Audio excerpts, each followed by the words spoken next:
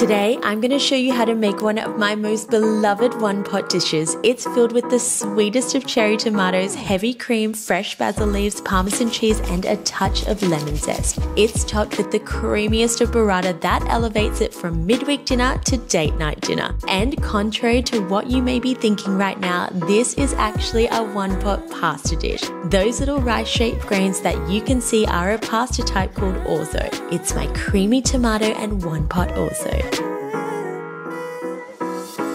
You only need a handful of ingredients for this recipe, which is why I like to stress the importance on using high quality and in-season produce. So it's best to make this recipe in summer when tomatoes are at their juiciest and basil is at its sweetest. I'm using several different varieties of cherry tomatoes today, including mini Romas, the elongated looking ones, and yellow grape. I love large Roma tomatoes as they have been crowned one of the sweetest tomatoes, and their smaller counterpart does not disappoint. What's so great about this dish is that there is no prep work needed for the cherry tomatoes other than to give them a little rinse under cold water. Next up is the garlic. While I'm a garlic confit girl through and through, I like to use fresh garlic in this recipe to give it a strong garlic taste throughout. Remove 4 large or 5 small cloves of garlic from the bowl by simply using your fingers to break them off. We don't need our garlic to look pretty, so to remove the skin, I'm going to use the back of my large knife and give them a big smash. This will help the skin burst open, allowing the clove to be easily peeled. You could also use a water glass, tin of tomatoes, or any tool that has a flat surface. Using a sharp knife, finely slice the garlic so it looks like this. Scrape them off the board and then set to the side. Now let's talk about this pasta that is often mistaken for rice, and rightfully so. While it walks and talks like rice, it is indeed pasta. Most people refer to it as orzo, but it can also be called rizzoni or rizzi, which means rice in Italian. It's part of the pastina family, which is the Italian word for little pasta. It's a great pasta shape to add into soups, stews, or even pasta salads. I love using it in a one-pot pasta dish as it has a quick cook time and gives a similar taste and feel to a risotto, but without all the extra work. We only need half a cup for this recipe, as that actually creates a large amount of pasta, enough to feed up to 4 people or 2 if you want a very generous serve. Instead of cooking the pasta in water, I'm using chicken stock for that extra flavor and nutrition. Mix 1 heaped tablespoon with 1 cup of water. If you're based in the States, use 1 to 2 bouillon cubes here. Pick off a large handful of fresh basil leaves and stack them all on top of one another. We are then going to roll these up quite tightly and finely slice them. This is how you get basil leaf strips that always look rather impressive if you ask me. Set those to the side as all our prep work here is now done. How easy is that?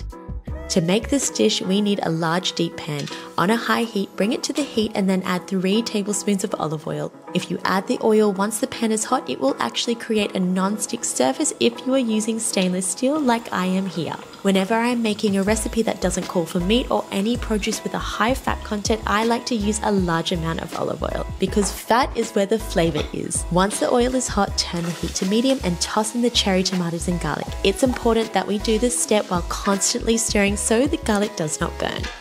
Now this is where cherry tomato sauce magic happens. Those cherry tomatoes are going to begin to blister and burst open, releasing their sweet juices into the pan and creating the most beautiful sauce.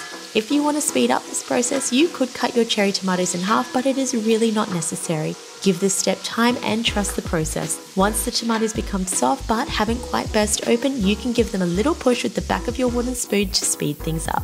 Some tomatoes may need a little bit of help more than others. Once the sauce starts to form and most of the tomatoes have opened up, add the orzo to the pan and toss it through until slightly toasted and coated in the oil. Once the orzo has been combined with the cherry tomatoes, garlic and oil, add the chicken stock followed by the cream. Season with salt and pepper to your taste.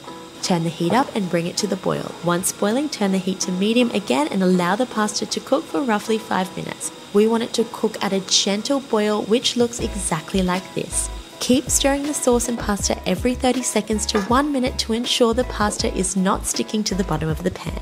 As the pasta begins to absorb the chicken stock and cream, it will begin to become plump and soft. I always like to taste the pasta as it cooks to make sure that my liquid measurements were correct. It's hard to give precise measurements, so for best practice, I always say to test the pasta and add splashes of extra chicken stock if needed. We want the sauce to still have 80% of the liquid in the pan, otherwise it will become dry or gummy. Once the pasta is al dente and the sauce is at the right consistency, turn the heat to low. Stir through 50 grams of freshly grated Parmesan or Pecorino Romano and the zest and juice from 1 lemon. Your pasta should be looking like this, silky, glossy and saucy. Just perfect. Turn off the heat and then stir through the sliced basil. Plate out the pasta in one very large bowl and grate over a little extra Parmesan. Burrata is optional here, but highly encouraged. Burrata is mozzarella wrapped around cheese curds and cream, so you can only imagine how decadently rich and good it is. This dish is already quite creamy, so don't stress if you can't get your hands on it. I know it can be a little hard to find, especially if you're in the States. If you are using burrata, carefully place it on top of the pasta and then crack her open. Stir through all that cheese and creamy goodness throughout. Thanks for watching. If you liked this video or made this recipe at home, please let me know in the comments. I always love to hear from you. Make sure you hit that subscribe button and I will catch you next week.